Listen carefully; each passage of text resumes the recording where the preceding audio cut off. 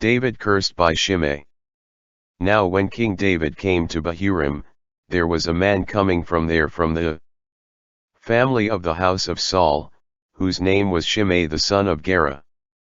As he came out, he was cursing continuously, casting stones at David and all the servants of David, and at all the people and all the mighty men on the right and on the left hand of the king.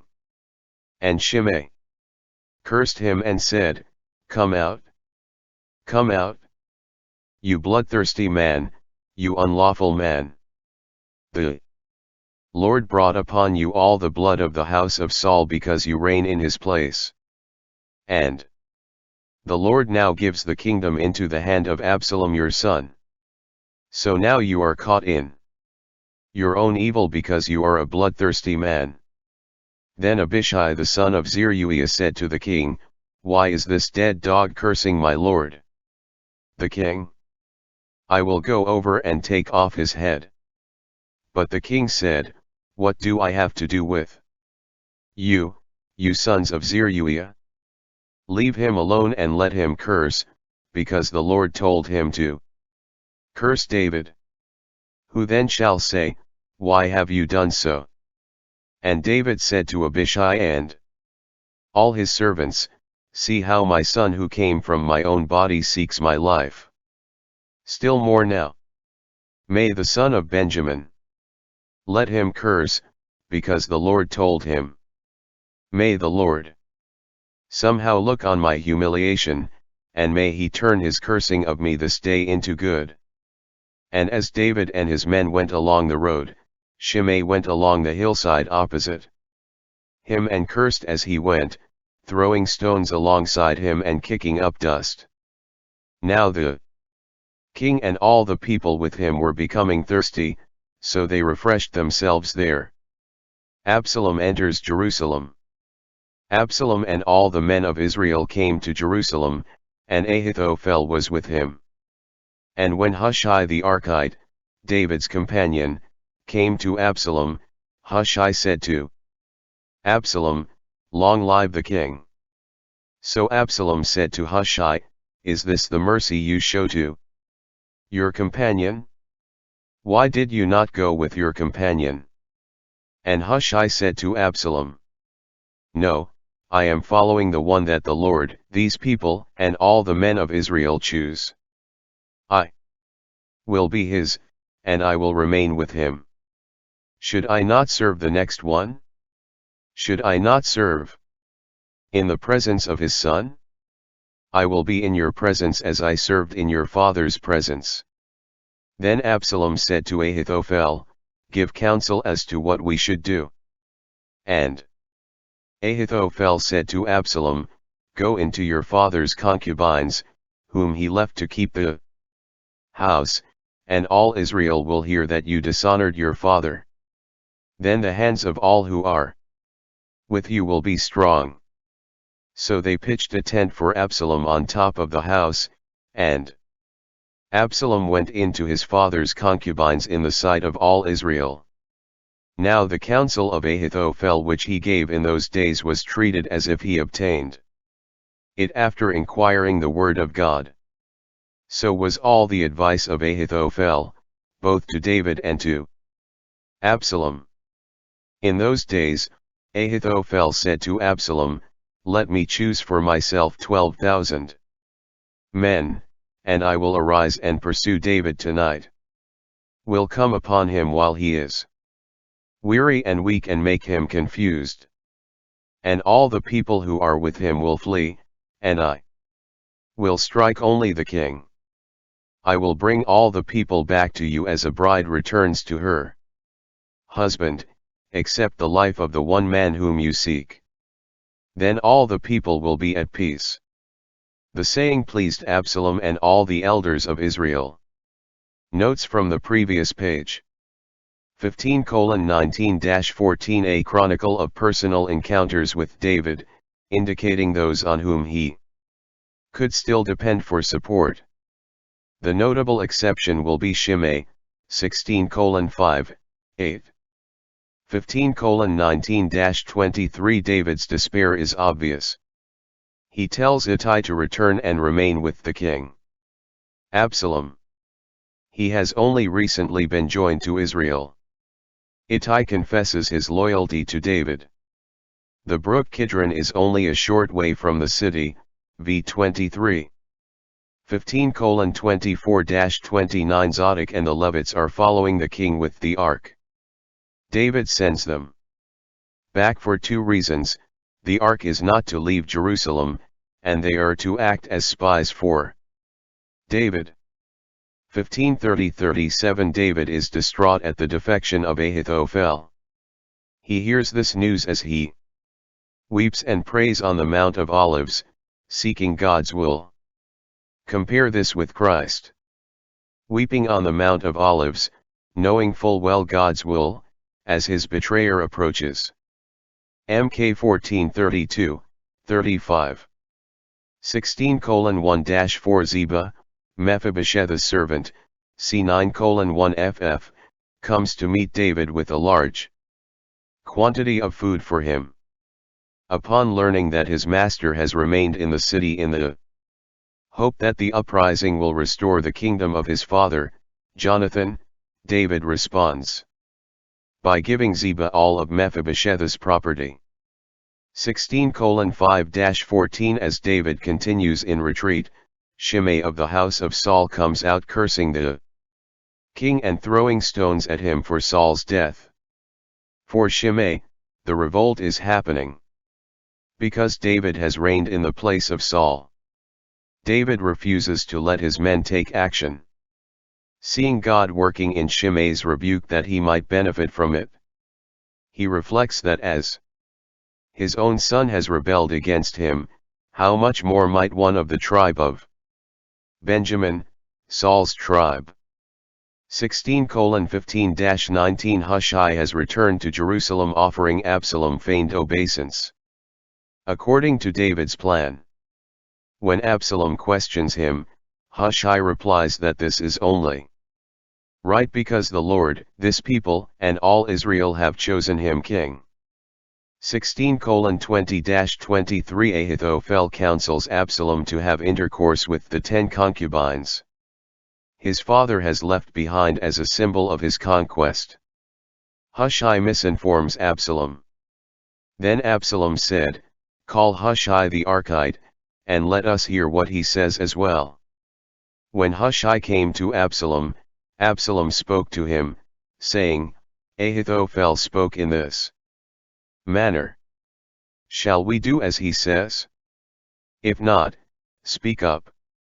So Hushai said to Absalom, "The advice that Ahithophel gave is not good at this time."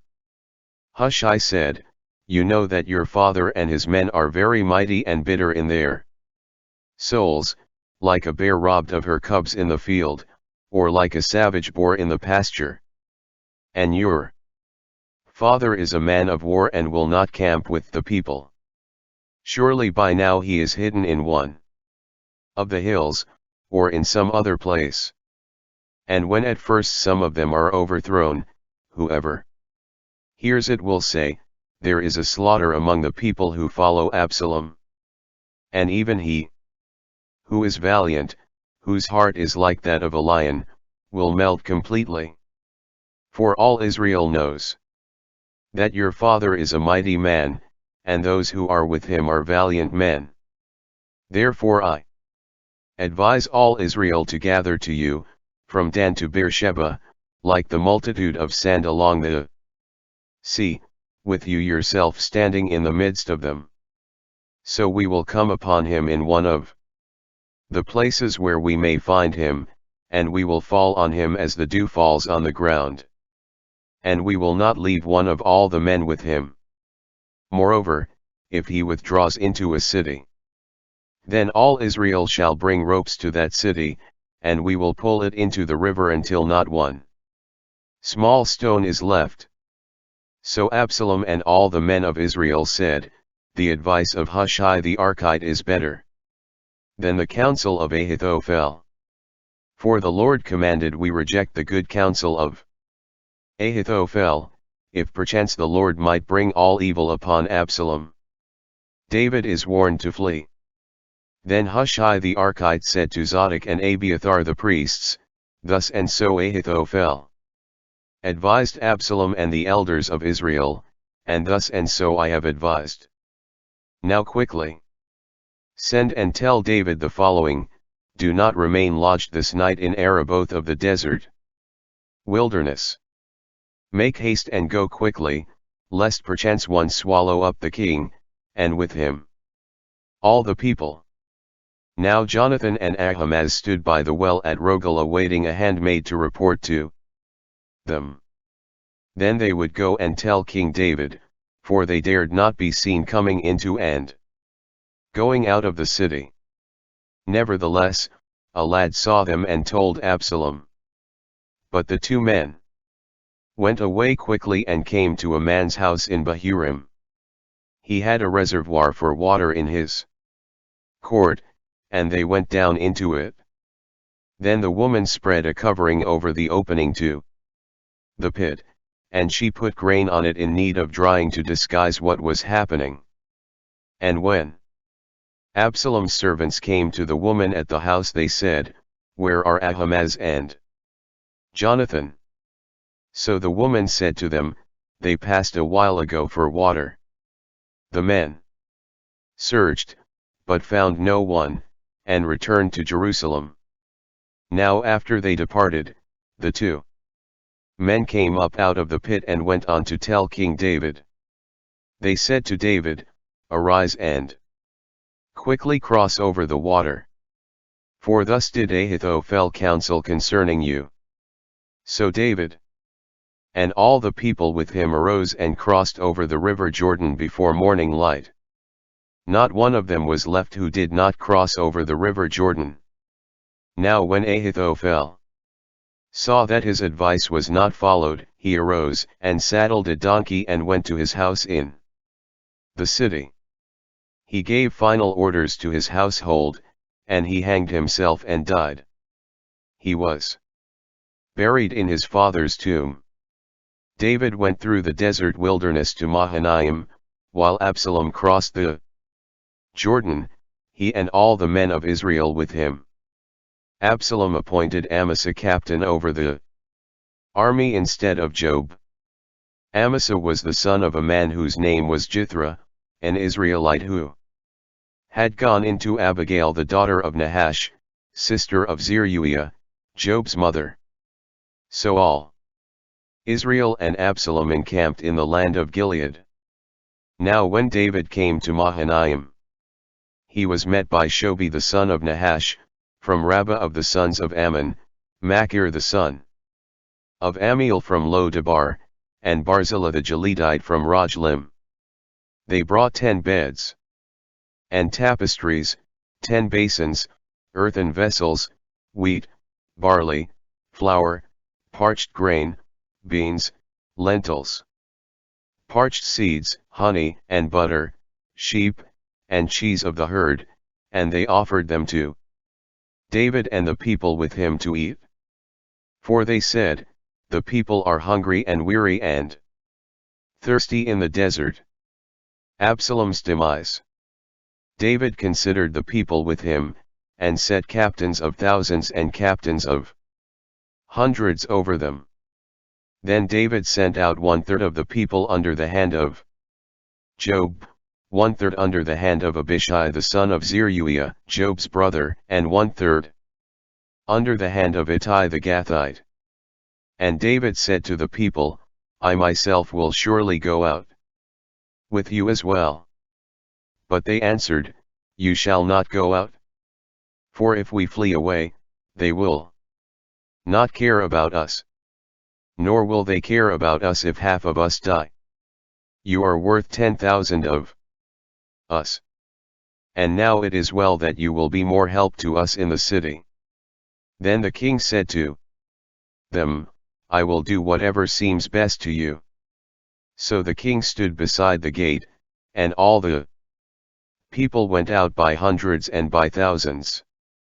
The king commanded Joab, Abishai, and Ittai, saying, For my sake, deal gently with the young man Absalom. And the people heard.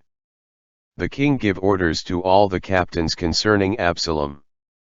So the people went out into the thicket against Israel. And the battle was in the thicket of Ephraim. The people of Israel were overthrown there before the servants of David, and a great slaughter of 20,000 men took place there that day. And the battle itself was scattered over the face of all the countryside, and the thicket of woods devoured more of the people that day than did the sword. Then Absalom met the servants of David. Absalom rode on his mule. The mule went under the thick boughs of a great oak tree, and his head caught in the oak, so he was left hanging between heaven and earth.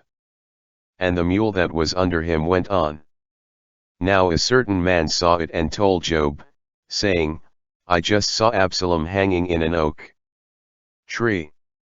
So Job said to the man who told him, You just saw him, and did not dislodge him, so he could fall to the ground. Why? I would have given you 10 shekels of silver and a belt. But the man said to Job, Though I were to receive 1,000 shekels of silver in my hand, I would not raise my hand against the king's son. For in our hearing, the king commanded you and Abishai and Ittai, saying, Protect the young man Absalom for me.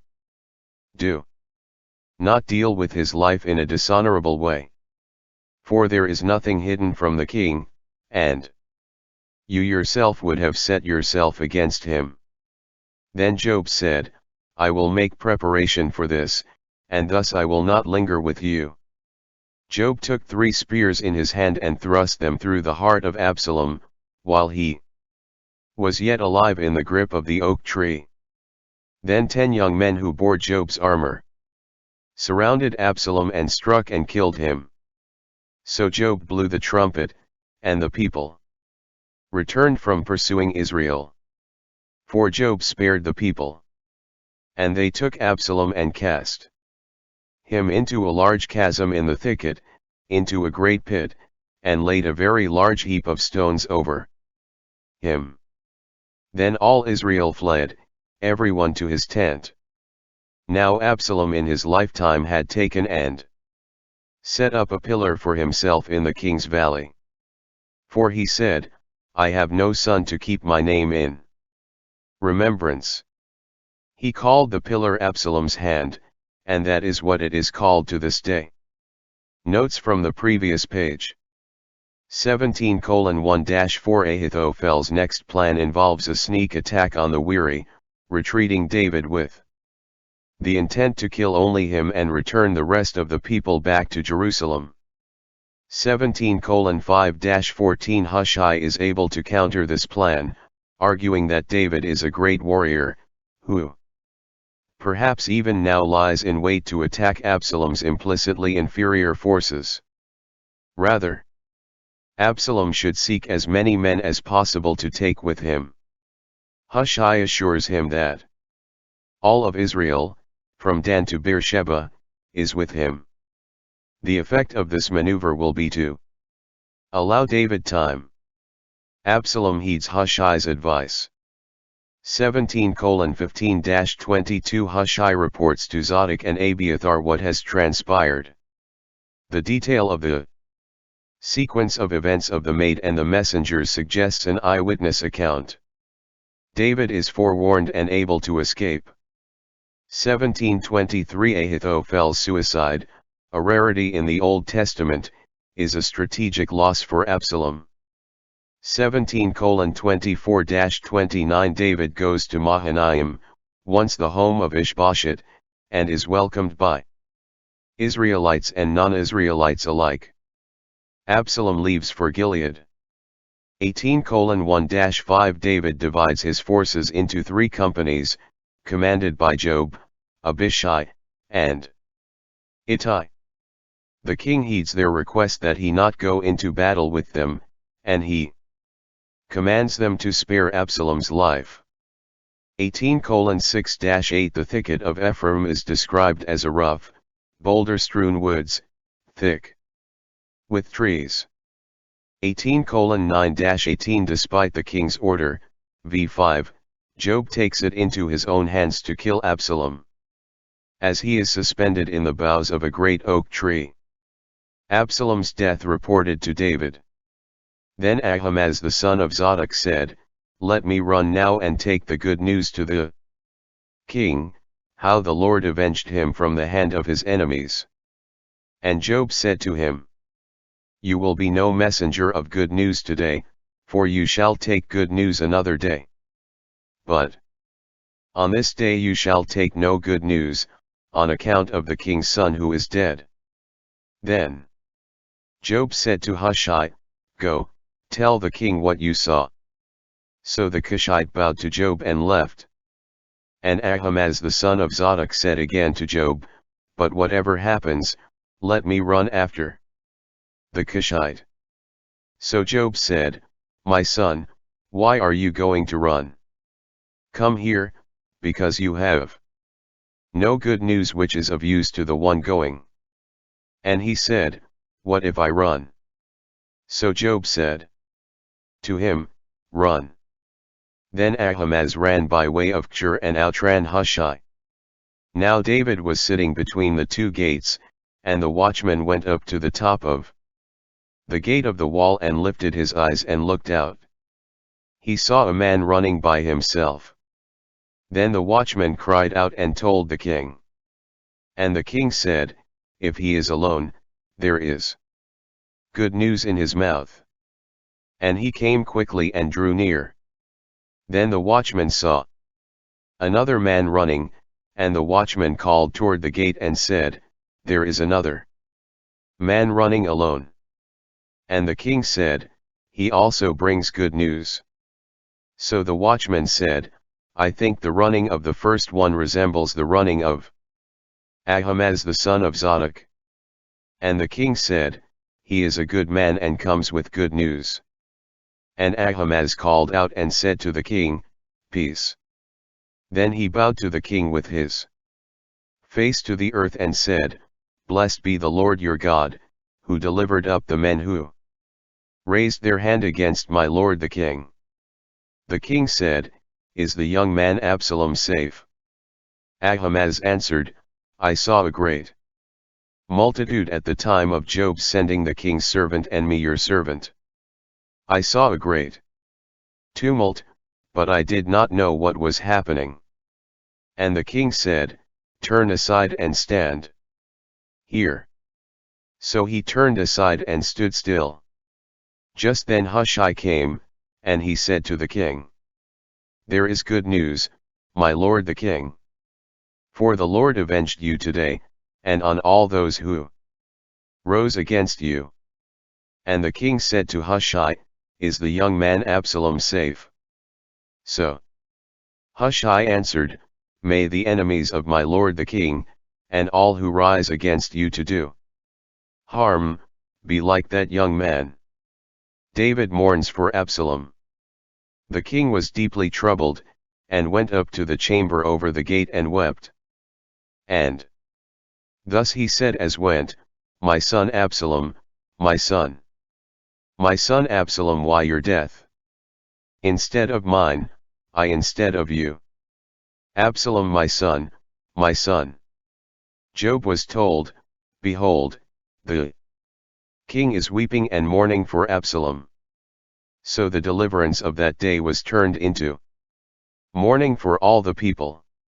For that day the people heard it said, "The king is grieving for his son." And the people crept back into the city that day like people ashamed for being cowardly in the midst of battle. The king covered his face and cried out with a loud voice, "My son Absalom! Absalom, my son!" And Job came into the house before the king, and said, "Today you have disgraced all your servants who delivered you today, the lives of your sons and daughters, the lives of your wives and the lives of your concubines, because you love those who hate you and hate those who love you. For today you declared that you regard neither rulers nor servants. For I perceive that if Absalom lived and all of us had died today, then it would be well pleasing to you. Now therefore, arise, go out and speak to the hearts of your servants. For I swear by the Lord, if you do not go out today, not one will stay with you tonight. And that will be worse for you than all the evil that has befallen you from your youth until now. Then the king arose and sat in the gate. And they told all the people, saying, There is the king, sitting in the gate. So all the people came before the king, for Israel fled every man to his tent.